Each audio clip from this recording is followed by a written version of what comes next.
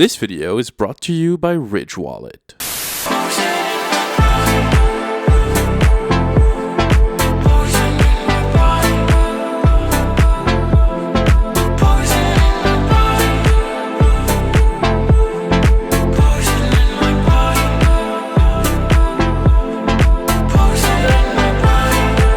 So I finally watched Don't Worry, Darling. I know I'm late to the party, and I wasn't really planning on making a video about this movie anyway, but holy shit, I have some things to say. Like, I have a lot of questions. And it's Halloween time, so what a good occasion to talk about a weird psychological thriller / horror movie that doesn't really know what it wants to be. Don't Worry, Darling is a movie that, believe it or not, I was insanely excited about. Not kidding, I'm not making a joke. I couldn't wait to see this movie for several reasons. One, I'll watch Florence Pugh in anything. Two, this movie was directed by Olivia Wilde, who also directed Booksmart, which is probably one of the most underrated movies of the last 5 years, and probably one of the best debut movies for a first-time director. And three, I'll watch Florence Pugh in anything. I think Don't Worry, Darling was genuinely my most anticipated movie of 2022, maybe after The Batman. And honestly, just look at that cast. Florence Pugh, Chris Pine,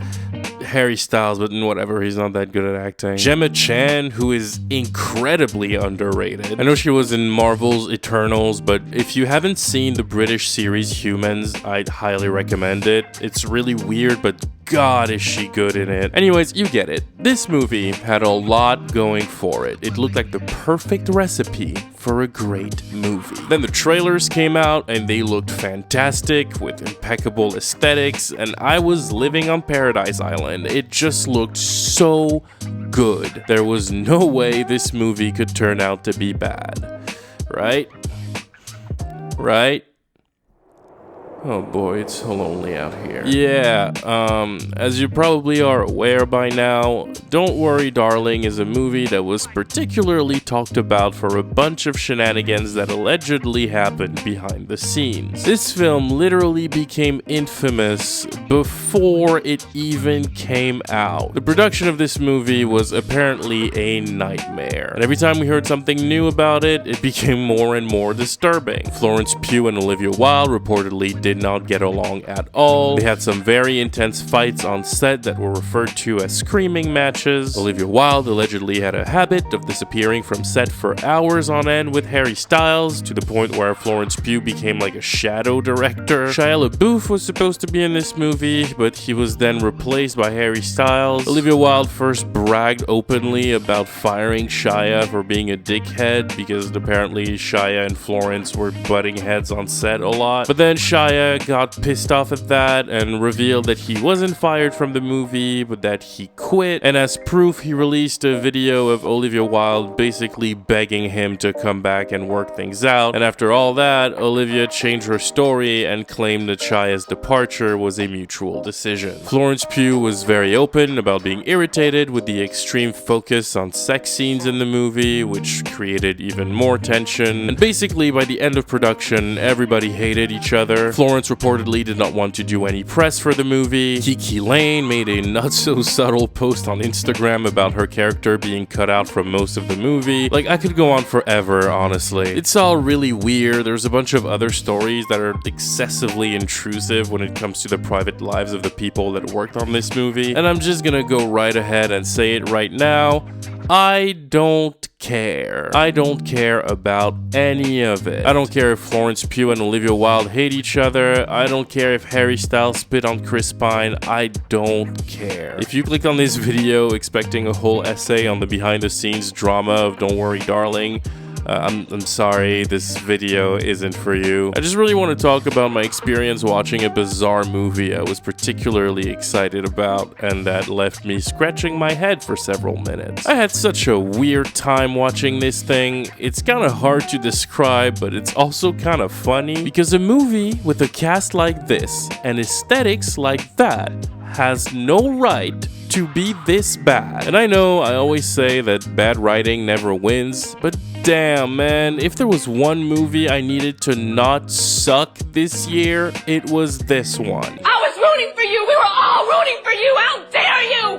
Okay, we're gonna break it down, but first, I want to take a quick moment to thank today's sponsor, Ridge Wallet. Ridge Wallet is the perfect evolution to your money and card carrying game. And I know what I'm talking about because I used to carry around one of these ugly, bulky wallets that make you look like a dad from the 80s. Yeah, and that was me. I was one of those. But the Ridge Wallet is really made for you to have everything you need in a slick and sophisticated item. It's small and effective, it feels great in your hands, and it makes everything so much easier to access. So, like, no more awkward fondling around in your planet-sized wallet when you're at Starbucks. People are waiting, Jerry. It's made from a highly durable material, which essentially makes every wallet come with a lifetime warranty. And there are so many colors and designs to choose from, it's honestly amazing. And guess what? If you go to the link in the description and use the coupon code FriendlySpaceNinja at checkout, Ridge will offer you 10% off. And also, they're so confident you're gonna like it, they will give you a trial period of 45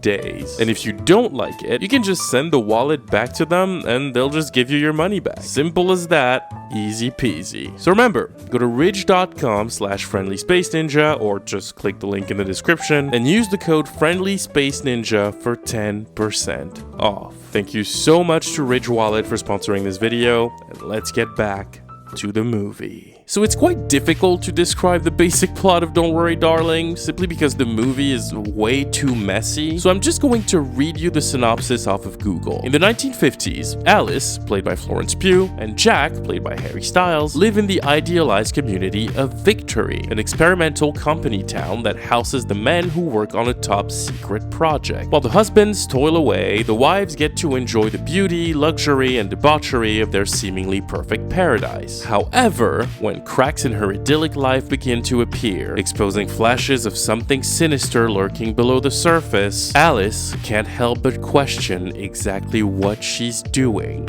in Victory. Said like that, this sounds super intriguing, and then you watch the movie, and it's not intriguing. It starts off sort of okay. It does a decent job at establishing some characters, the daily life of Alice as a housewife. You see what life looks like in the town. They seem to be good friends with their neighbors. And then a bit of intrigue sort of kicks in when Alice goes to a ballet class and the tone kind of shifts to something slightly creepier. And that's when weird things start to happen. But as it goes, you quickly start to realize that while the movie starts a bit scattered, it never really focuses up to something concrete. About 20 minutes in, I just kind of paused it and asked myself, so what is this movie about exactly? Like, I realized I had no idea what I was watching. The whole movie is a succession of sequences where characters have very mundane conversations, and occasionally Florence Pugh will see something strange that is sort of creepy, but then she just kind of moves on. She's not really fazed by it, and none of the weird things she sees or hears are ever mentioned again for the most part. Eventually, Chris Pine shows up in a party sequence and he rambles on in an excessively long monologue that doesn't really mean anything. He vaguely speaks about the man's jobs, which I think the movie wants us to be wondering about. I mean, the whole point of the scene is to establish that this town is essentially like a cult, but you don't really know what the cult is about, really, and you don't know what's so special about Chris Pine. Then there's a weird scene where Alice and Jack start having sex in Chris Pine's bedroom, and Chris Pine sees them, and he locks eyes with Alice, and they just stare at each other for a while as it happens, and then he leaves. I don't know why that scene was here, but you'll quickly find that this movie does that a lot. Long story short, Don't Worry Darling is a movie that just happens. It just keeps going, and it never really lets you know what you're looking at. Like, you'll get a scene where Alice crushes eggs, and the eggs have nothing inside them. There's no yolk, and she's confused. And then the movie just keeps going. It just cuts away to something else. It moves on, and it never explains what you just saw. And at first, you're like, ooh, that's mysterious. But then the movie just keeps doing that without giving you any information, so you just stop caring. And the thing that's frustrating is, it could work. It's not like Don't Worry Darling just has a bad script with no idea even remotely worthwhile. On the contrary, it's a script full of interesting concepts, but a script that ultimately is not really interested in fleshing out any of those concepts. And it doesn't really look at them further than, what weird occurrence can Florence Pugh experience in the next scene? And as a result, almost everything that happens in this movie has no point. It's a whole lot of stuff that ultimately means nothing. Alice sees a woman standing mysteriously in her backyard. What's this about? Nothing.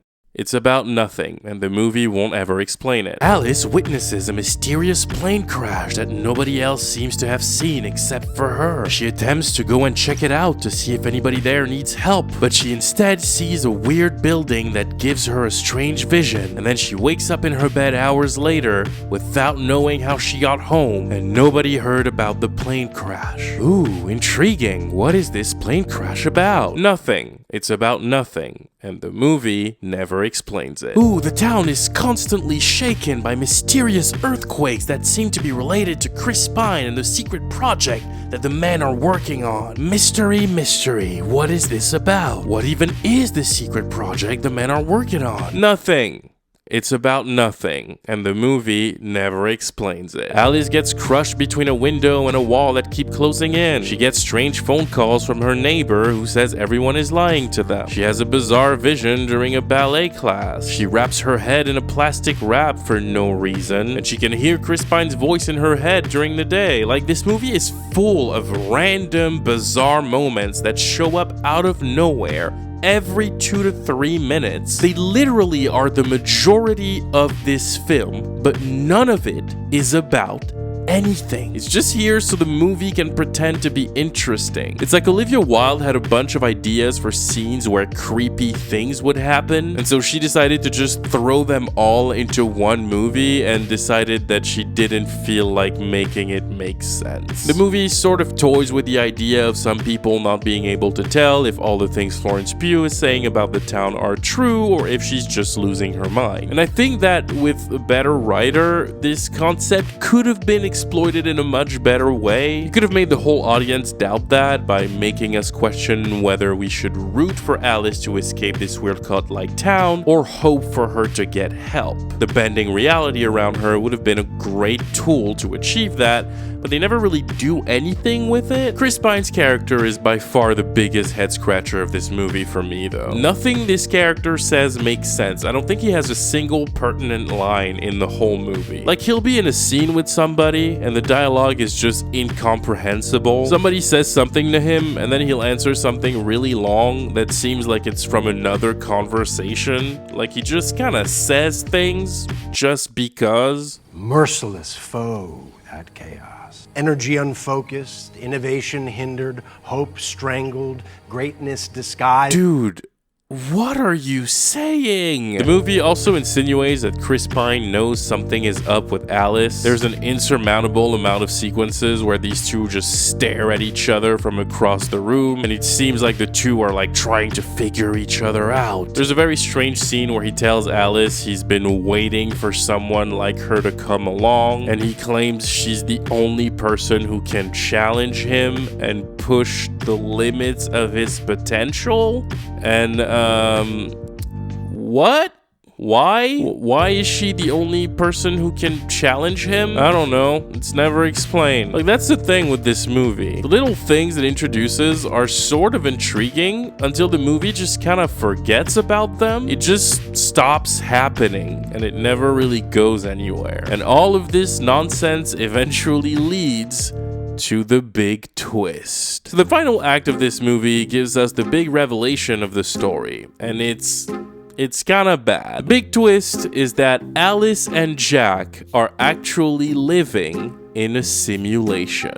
It exists now only as part of a neural interactive simulation that we call the Matrix. Did you fire Shia LaBeouf? See, they're not actually in the 1950s. They live well into the 21st century, in what I assume is a not-so-distant future from us. And in the real world, Jack is not a successful engineer guy. He's actually an unemployed loner with no real motivation in life. And Alice is a surgeon who works insane hours to support herself and Jack. Jack is bitter and insecure, he's unmotivated, and so to find comfort, he turned to a weird version of an alpha male podcast, which is hosted by Chris Pine. And he became completely brainwashed and radicalized by this guy's ideals, and he decides that he wants himself and Alice to live a perfect life where she'll be a perfect housewife and he'll be a respected British engineer in the 50s. So Jack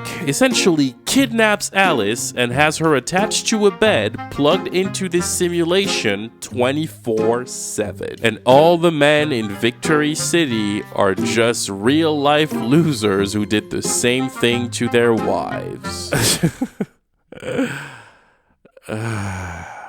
Sure. Anyways, the second this twist happens, the movie becomes so goofy. It's kind of insane. And right off the bat, I have so many questions. First of all, why did Alice start realizing things were fake? Did the simulation falter or something? Like, it's never explained why she started doubting her reality and why she saw things she wasn't supposed to see. Like, this twist doesn't actually explain anything. Also, how did Alice survive spending months in the simulation? How? She's not eating, not drinking.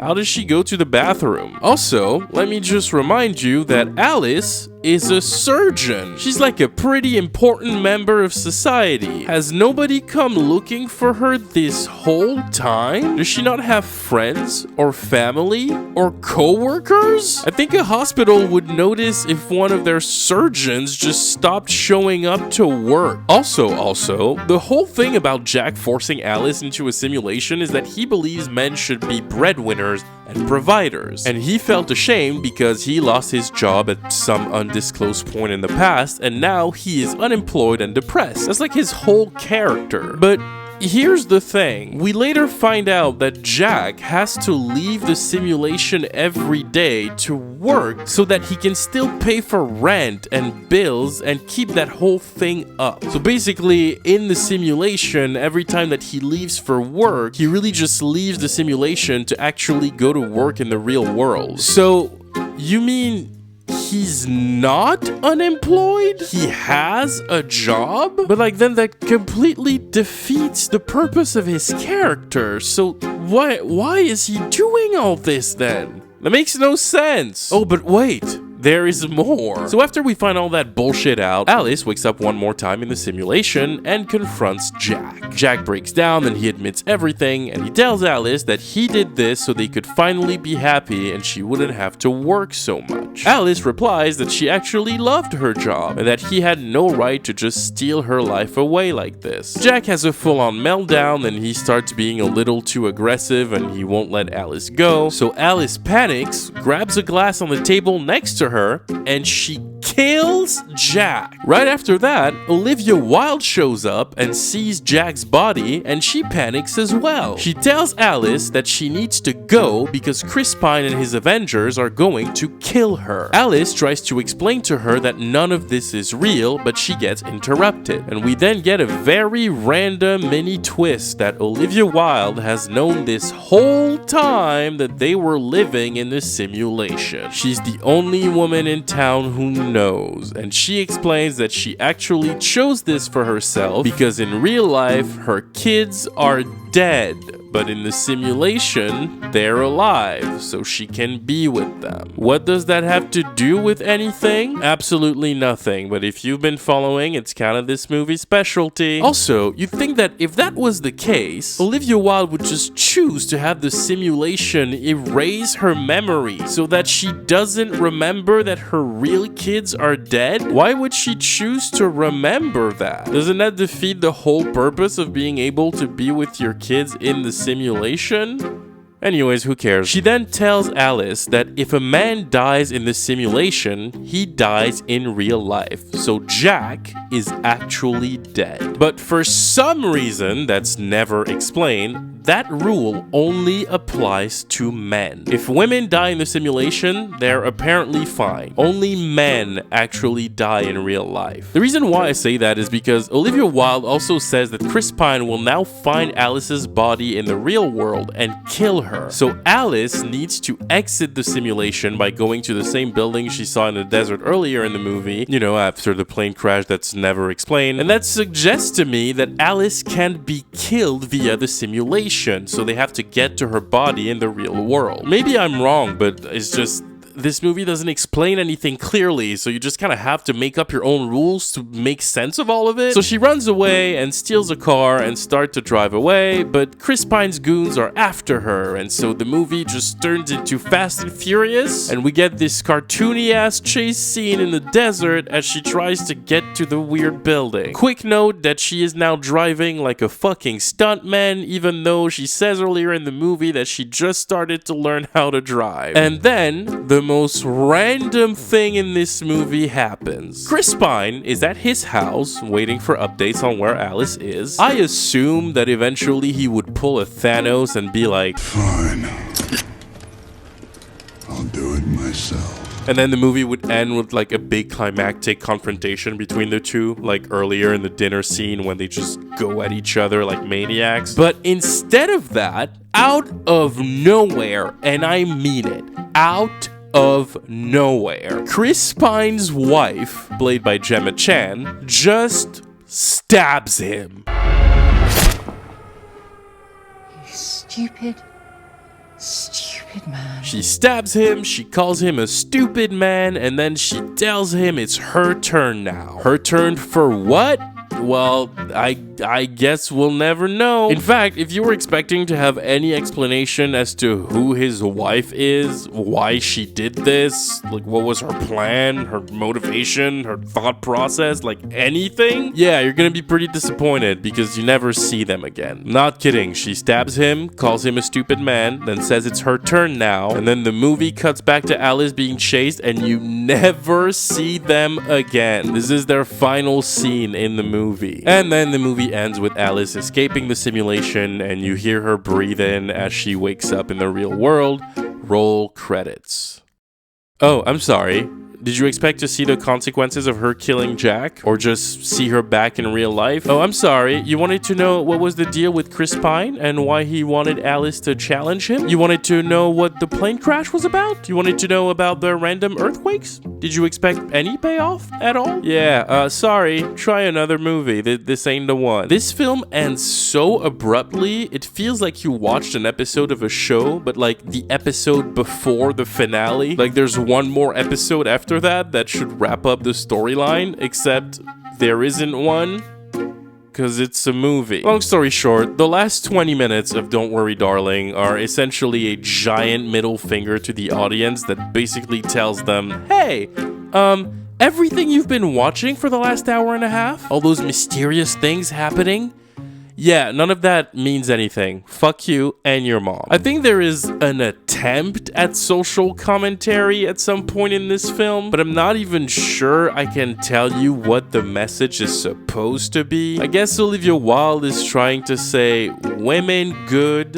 men bad. And that's pretty much it, but I can't even say that with confidence. This movie fails so hard at saying anything. It's a bit of a meaningless story that just serves no real purpose. And I don't even have a problem with that. I don't believe every movie needs to have some deep meaning. You can embrace just being entertaining. But you can tell this movie is like trying to be deep, but just fails at it miserably. And to be honest, if all the behind the scenes drama is true, I kind of feel bad for all the people involved that had to put up with this shit and tolerate all of it and put all this effort in only for the movie to be this soulless and mid. In the end, Don't Worry Darling is not the worst movie I've ever seen. Like, it's not unwatchable garbage. Like, it has its qualities. For one, it looks really good. The aesthetics are impeccable. Some shots are just gorgeous to look at. Florence Pugh never disappoints with her performances. She honestly carries the fuck out of this movie. Chris Pine is clearly having a blast playing his weird character, but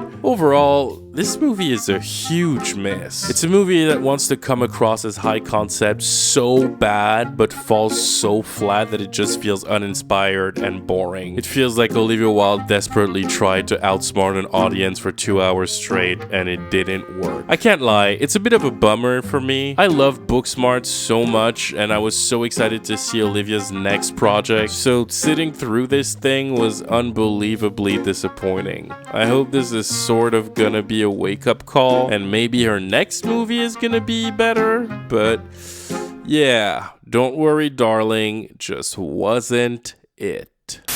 No, I think when I was younger, I was very much into like adventure films, like The Mummy and The Mummy Returns. Oh, so good. Bitch, do not talk to me about The Mummy. Yeah, I rewatch that movie every year. It's so Yeah, we good. just did a rewatch not too The long Mummy and ago. The Mummy Returns? Yeah, Also, yeah. for my queer heart, I'm sorry, both of those actors. Yeah, it's like Rachel a, Weisz. Rachel Rachel Weisz Weisz. and Brendan Fraser. Yeah. The way Yeah. the two look together, I was like, yo, it's so Ridiculous. hot. It's basically Gorgeous. like if you watch this movie, you're gonna figure out what your sexuality is. Yeah. Because it's either Honestly. you're attracted to one, the other, Or or both. both. That's it. There's Honestly. nothing. There's Exactly. no other option. It was so hot. Oh my god. What's Yeah. really fun is to rewatch the second one and then watch the CGI with The Rock as a small Yes, Oh yeah, my we God.